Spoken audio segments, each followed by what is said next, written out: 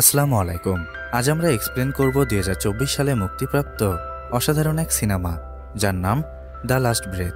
৮০ বছর পুরনো ধ্বংসস্তূপ এক জাহাজের খোঁজে কিছু বন্ধু সমুদ্রের গভীরে পাড়ি জমায়।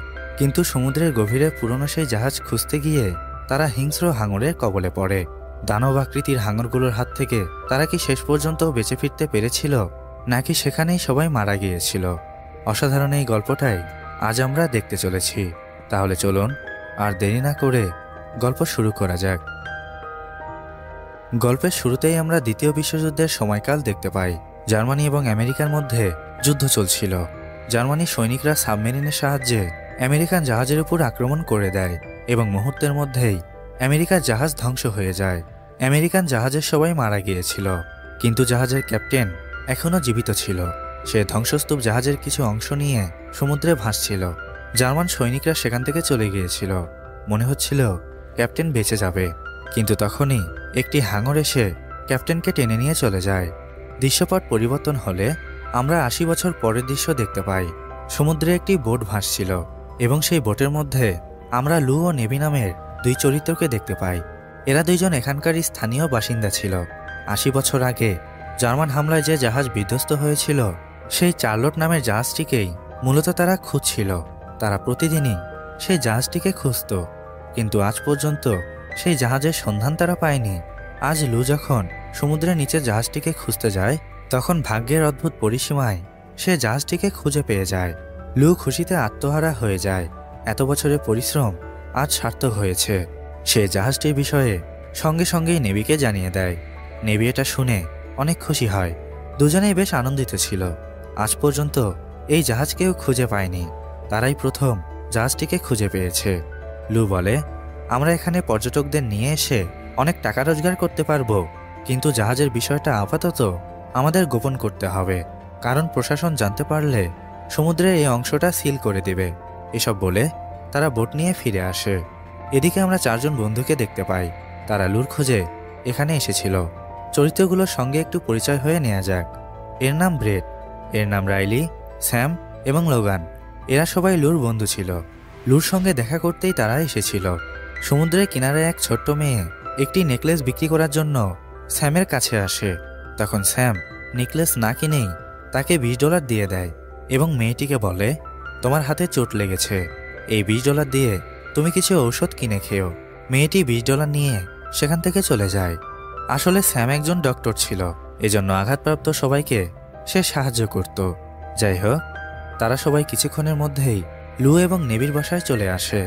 এখানে লুকে দেখেই রাইলি এবং লোগান তাকে জড়িয়ে ধরে, কারণ অনেক বছর পর তাদের দেখা হলো। স্যাম লুকে দেখে অনেক হ্যাপি ছিল, কারণ সে লুকে অনেক পছন্দ করত। সবাই হালকা নাস্তা করার পর এক জায়গায় বসে আড্ডা দিতে শুরু করে। এদিকে নেভি ঘরের মধ্যে বসে কিছু হিসাব করছিল। তার কাছে পর্যাপ্ত পরিমাণে টাকা ছিল না, সে দেনায় জর্জরিত ছিল। রাইলি এখানে লুকে জিজ্ঞাসা করে, কি ব্যাপার, তোমাকে অনেক খুশি লাগছে, রহস্য কি? লু বলে, একটা সারপ্রাইজ আছে, কিন্তু এই বিষয়টা তোমরা কাউকে বলবে না। আজ থেকে ৮০ বছর আগে চার্লট নামের দ্বিতীয় বিশ্বযুদ্ধের যে জাহাজটি ছিল, তার ধ্বংসস্তূপ আমি খুঁজে পেয়েছি। লুর কথা শুনে সবাই অবাক হয়ে যায়। ব্রেট বলে, তুমি জাহাজটি আমাদের দেখাতে পারবে? লু বলে, সরি ব্রেট, আমি জাহাজটি তোমাদের দেখাতে পারবো না, কারণ এটা ইল্লিগাল। পুলিশ জানতে পারলে সমস্যা আছে। এটা শুনে ব্রেট বলে, আরে পুলিশ জানতে পারবে না, আমি তোমাকে $1000 দেব যদি তুমি জাহাজটি আমাদের দেখাও। ব্রেট নেভিকেও সেই একই কথা বলে এবং শেষ পর্যন্ত তাকে $5000 অফার করে, কিন্তু নেভি এতে রাজি হয় না। সে বলে, তোমরা এখানে বেড়াতে এসেছ, এখানে অনেক দর্শনীয় স্থান রয়েছে, ওই জায়গাগুলো দেখে এখান থেকে চলে যাও, আমি জাহাজ তোমাদের দেখাতে পারবো না। এসব বলে নেভি সেখান থেকে চলে যায়। এরপর দেখা যায় রাতে সবাই একসাথে পার্টি করছিল। সেখানে স্যাম লুর কাছে আসে এবং দুজনের মধ্যে কথোপকথন শুরু হয়। লু স্যামকে জিজ্ঞাসা করে, তোমার মেডিকেল স্টাডি কেমন চলছে? স্যাম বলে, হ্যাঁ, ভালোই চলছে। তোমার কি খবর? এই আয়ারল্যান্ডে তোমার কেমন লাগছে? লু বলে, এখানকার পরিবেশ একটু আলাদা, তবে ব্যাপার না, এটা আমার অভ্যাস হয়ে গেছে। লু ও স্যাম কথোপকথনের সময় সেখানে বিদ্যুৎ চলে যায়। লু নেভিকে সাথে নিয়ে জেনারেটর চালু করার চেষ্টা করে। লু নেভিকে বলে, হঠাৎ করেই বিদ্যুৎ চলে গেল, এর আগে কখনোই এমনটা হয়নি। নেভি বলে, বিদ্যুৎ চলে যায়নি, লাইন কেটে দিয়েছে, কারণ 6 মাস ধরে আমি বিদ্যুতের বিল দিইনি। আমার অনেক টাকা ঋণ হয়ে গেছে। লু বলে, তোমার কত টাকা ঋণ হয়েছে? নেভি বলে, সবকিছু হিসাব করলে প্রায় $36,000 আমার ঋণ হয়েছে, আর এতগুলো টাকা আমি কখনোই পরিশোধ করতে পারবো না। লু বলে, বুঝেছি, আমাদের ব্রেডের সঙ্গে কথা বলতে হবে, তাকে আমরা চার্লোট জাহাজটি দেখাবো, কিন্তু এর বদলে সে আমাদের টাকা দিবে, তার কাছে আমরা $50,000 চাইব। নেভি বলে, ব্রেড আমাদের বন্ধু, তার কাছে কিভাবে আমরা টাকা চাইব? এটা ঠিক নয়। লু বলে, সে নিজে থেকেই আমাদের টাকা দিতে চেয়েছে। এসব বলে লু ব্রেডের সঙ্গে কথা বলতে চলে যায়। ব্রেড অনেক এক্সাইটেড ছিল, টাকা পয়সার কোনো অভাব ছিল না, এজন্য $50,000 সে রাজি হয়ে যায়। এরপর দেখা যায় পরের দিন সকালবেলা সবাই মিলে ড্রাইভিংয়ের যাবতীয় জিনিসপত্রগুলো বোটে নিয়ে পুরনো সেই জাহাজ দেখতে বেরিয়ে পড়ে। কিছুক্ষণের মধ্যেই তারা সমুদ্রের সেই অংশে চলে আসে যেখানে চার্লোট নামের সেই জাহাজটি ধ্বংস হয়েছিল। গন্তব্যে পৌঁছানোর পর সবাই ড্রাইভিং স্যুট পরে নেয় এবং একে একে সবাই সমুদ্রের গভীরে চলে যায়। লু সবাইকে গাইড করছিল, কারণ তারা এই প্রথম ড্রাইভিং করছিল। সবাই কিছুক্ষণের মধ্যেই সেই ধ্বংসস্তূপ জাহাজের ভেতরে প্রবেশ করে। ব্রেড ও বাকি সবাই পুরনো সেই জাহাজ দেখে হতভম্ব হয়ে গিয়েছিল। 80 বছর আগের টেকনোলজি সম্পর্কেও তারা কিছুটা ধারণা পেয়ে যায়। লু সবাইকে নিয়ে জাহাজের মধ্যে প্রবেশের সময় একটি চিকন লম্বা রশি টেনে দেয়, এতে করে তারা বুঝতে পারবে কোন রাস্তা দিয়ে তারা এসেছিল, নয়তো তারা রাস্তা ভুলেও যেতে পারে। সবাই ধীরে ধীরে জাহাজের মধ্যে প্রবেশের সময় জাহাজের কিছু টর্পেডো দেখতে পায়, যেগুলো এখনও হয়তো ভালো ছিল। ধীরে ধীরে সবাই জাহাজের বেশ গভীরে প্রবেশ করে। তারা এমন একটি জায়গায় এসে পৌঁছায় যেখানে 80 দশকের সৈনিকরা খাবার খেত। যে ডাইনিং টেবিলে বসে সৈনিকরা খাবার খেত, সেই ডাইনিং টেবিলে বসে সবাই সবার অনুভূতি প্রকাশ করছিল। ব্রেড ভীষণ খুশি ছিল। লু না থাকলে হয়তো এরকম বিশেষ অ্যাডভেঞ্চার সে কখনোই করতে পারত না। ব্রেড লুকে ধন্যবাদ জানায়। লু বলে, ঠিক আছে, চলো এবার ফিরে যাওয়া যাক, এখানে পানির চাপ অনেক বেশি। ব্রেড বলে, আরে দাঁড়াও, আমরা আরও কিছুটা সামনে থেকে ঘুরে আসি, কিছুক্ষণ পরেই আমরা চলে যাব। ব্রেডের কথা রাখতে লু সবাইকে নিয়ে আরও কিছুটা সামনে চলে যায়। যেতে যেতে তারা জাহাজের বন্ধ কিছু দরজা দেখতে পায়। স্যাম একটি দরজা খুলে এক্সপ্লোর করলে দেখা যায় সেটা ছিল একটা মেডিকেল রুম, যেখানে আহত সৈনিকদের চিকিৎসা করা হতো। সবাই আরও কিছুটা সামনে এগিয়ে গেলে তারা এমন একটি জায়গায় এসে পৌঁছায় যেখানে হাওয়া এখনও আটকে ছিল এবং পানি এখনও সেখানে পৌঁছায়নি। সবাই ওই জায়গায় আসার পর অক্সিজেন মাস্ক খুলে ফেলে, কারণ এখানে অক্সিজেন এখনও ছিল। মনে হচ্ছিল সাধারণ কোনো একটা রুমের মধ্যে তারা অবস্থান করছে। লোগান এখানে এসে পকেট থেকে একটি ড্রিঙ্কস বের করে এবং সেটা পান করে। লোগানের এমন অদ্ভুত নেশা দেখে সবাই অনেক বিরক্ত হয়। এই রুমের দেয়ালে জিমি ও স্কট খোদাই করে লেখা ছিল এবং এটা সেই ব্যক্তিদের নাম ছিল যারা গল্পের শুরুতেই শার্কের আক্রমণের শিকার হয়েছিল। যাই হোক, এখানে আসার সময় তারা যে একটা চিকন রশি টেনেছিল, হঠাৎ করেই সেই রশি টানতে শুরু করে এবং মুহূর্তের মধ্যেই রশিটি ছিঁড়ে চলে যায়। সবাই অনেক ভয় পেয়ে যায়। তারা বুঝতে পারে না রশিটি কেন ছিঁড়ে গেল। লু বলে, হয়তো কোনো ডলফিন রশির সাথে বেঁধে গিয়েছিল, এজন্যই রশি ছিঁড়ে গেছে। সমস্যা নেই, আমি খুব ভালোভাবে রাস্তা চিনি, চলো এবার যাওয়া যাক। লু কথা শেষ করে সবাইকে নিয়ে ফিরে আসার জন্য রওনা দেয়। রাইলির অক্সিজেন সিলিন্ডারে অক্সিজেন অনেক কম ছিল, এজন্য তাড়াতাড়ি সবাইকে উপরে যেতে হবে। লু সবাইকে নিয়ে এগিয়ে যাওয়ার সময় তারা রাস্তা ভুলে যায় এবং জাহাজের অন্য পাশে তারা চলে আসে। লু রাস্তা খোঁজার অনেক চেষ্টা করছিল এবং অনেকক্ষণ ধরে এদিক ওদিক খোঁজার পর অবশেষে তারা রাস্তা পেয়ে যায়। লু সবাইকে নিয়ে ওই রাস্তা দিয়ে এগিয়ে যেতে শুরু করে, কিন্তু তখনই হঠাৎ করে একটি শার্ক এসে লোগানের উপর আক্রমণ করে দেয়। লোগান অনেক খারাপভাবে আহত হয়। সবাই শার্কের হাত থেকে প্রাণে বাঁচার জন্য জাহাজের অন্য একটি কেবিনের মধ্যে চলে যায় এবং কেবিনের দরজা বন্ধ করে দেয়। লোগানের অবস্থা অনেক খারাপ ছিল, জলদি তার ট্রিটমেন্ট করা না হলে সে মারা যাবে।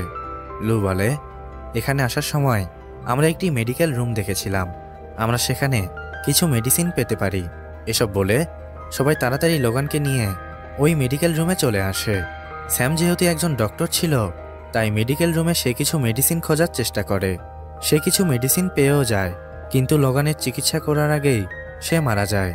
লোগানের মৃত্যুতে সবাই অনেক ভেঙে পড়ে। তারা বিশ্বাসই করতে পারছিল না যে লোগান মারা গেছে। বন্ধু লোগানকে হারিয়ে সবাই কান্নায় ভেঙে পড়ে। শার্ক রুমের বাহিরে ঘোরাফেরা করছিল। তারাও কি শার্কের আক্রমণে মারা যাবে এসব তারা ভাবতে শুরু করে, কারণ এখান থেকে বের হলেই শার্ক তাদের উপর আক্রমণ করবে। সবাই অনেক চিন্তায় পড়ে যায়। তাদের কাছে পর্যাপ্ত পরিমাণে অক্সিজেন সিলিন্ডারও ছিল না, যেটার সাহায্যে তারা দীর্ঘক্ষণ এখানে কাটাবে। ব্রেড বলে, আমাদের এখান থেকে বের হতে হলে লোগানের শরীরটাকে দরজার ওই পাশে ফেলে দিতে হবে। শার্ক যখনই লোগানের মৃতদেহের উপর আক্রমণ করবে, এই সুযোগে আমাদের অন্য পাশ দিয়ে বেরিয়ে যেতে হবে। এটা ছাড়া আমাদের হাতে অন্য কোনো উপায় নেই। সবাই ব্রেডের কথায় সহমত হয়, কারণ প্রাণে বাঁচতে হলে এই একটাই উপায় আছে। তারা না চাইলেও লোগানের মৃতদেহটাকে দরজার বাইরে ফেলে দেয়। শার্ক যখনই লোগানের মৃতদেহের উপর আক্রমণ করে, সবাই এই সুযোগে সেখান থেকে পালানোর চেষ্টা করে। পালানোর সময় দরজার একটি ধারালো লোহার খণ্ডের সাথে আঘাত লেগে রাইলির পা অনেকটা চিরে যায় এবং সেখান থেকে গলগল করে রক্ত ঝরতে থাকে।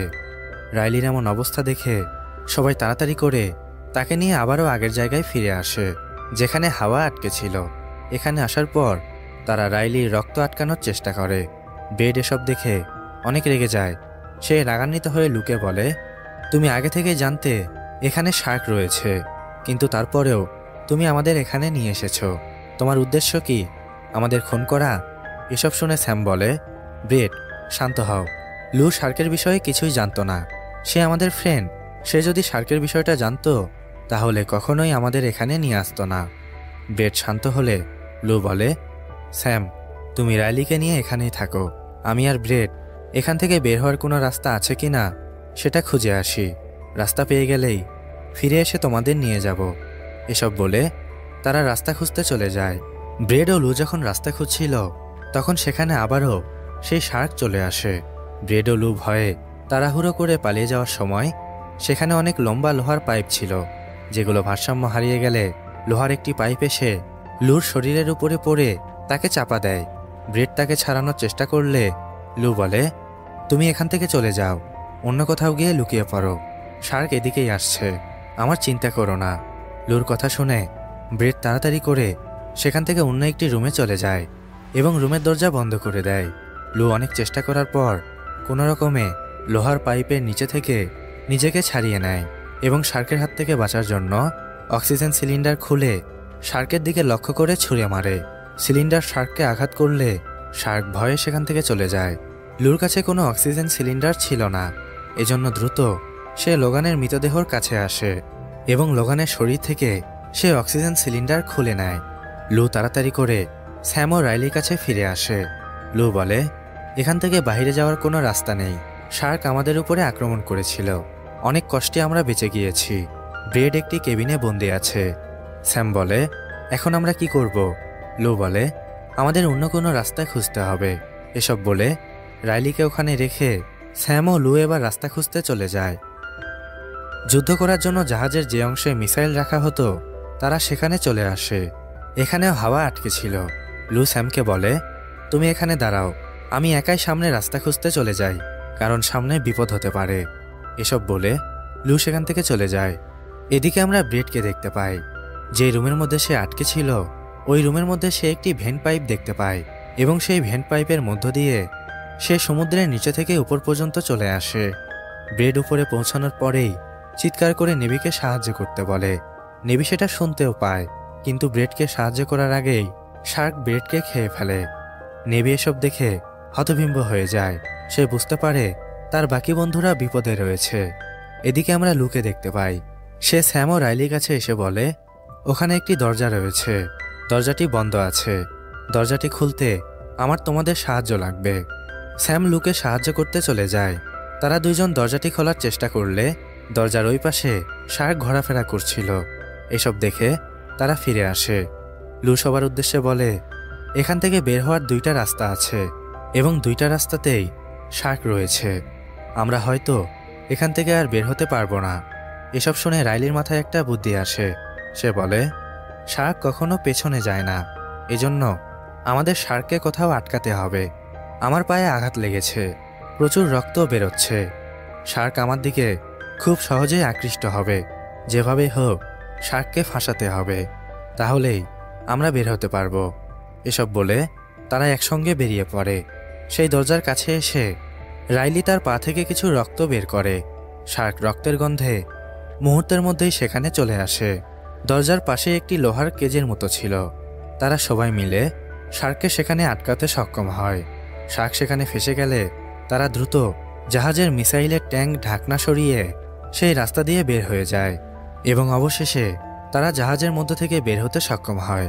লু সবাইকে নিয়ে উপরে যাওয়ার সময় হঠাৎ করেই সে জ্ঞান হারিয়ে ফেলে। রাইলি ও স্যাম তাকে নিয়ে উপরে যাওয়ার চেষ্টা করলে তখন একটি শার্ক এসে রাইলিকে টেনে নিয়ে চলে যায়। শার্ক দেখে স্যাম ভীষণ ভয় পেয়ে যায়। সে লুকে উপরের দিকে ধাক্কা দিয়ে আবারও জাহাজের মধ্যে চলে আসে। ওপরে দেখা যায় নেভি লুকে উদ্ধার করে নিয়ে যায়। স্যামের কাছে অক্সিজেন খুব কম ছিল, এজন্য যেখানে হাওয়া আটকে ছিল সে ওখানে চলে আসে এবং দীর্ঘ এক নিঃশ্বাস নিয়ে সে পানিতে ডুব দেয়। স্যাম একটি লোহার পাইপ হাতে নেয়। যখনই শার্ক তার উপর আক্রমণ করতে আসে সে লোহার পাইপ শার্কের মুখে ঢুকিয়ে দেয় এবং জলদি জাহাজ থেকে বের হয়ে যায়। স্যাম উপরে যাওয়ার সময় আরও একটি শার্ক তার উপর আক্রমণ করতে আসে, কিন্তু তখনই নেভি সেখানে চলে আসে এবং স্যামকে বাঁচাতে সে নিজের জীবন স্যাক্রিফাইস করে দেয়। শার্ক নেভিকে খেয়ে ফেলে।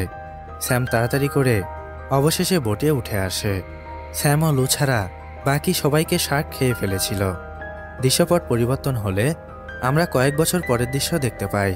স্যাম ও লু বিবাহ করেছিল এবং তাদের একটি বাচ্চাও হয়েছিল। নেভির বোট এখন লু চালাতো। তারা ওই দ্বীপেই বসবাস করত এবং এখানেই গল্পের সমাপ্তি হয়।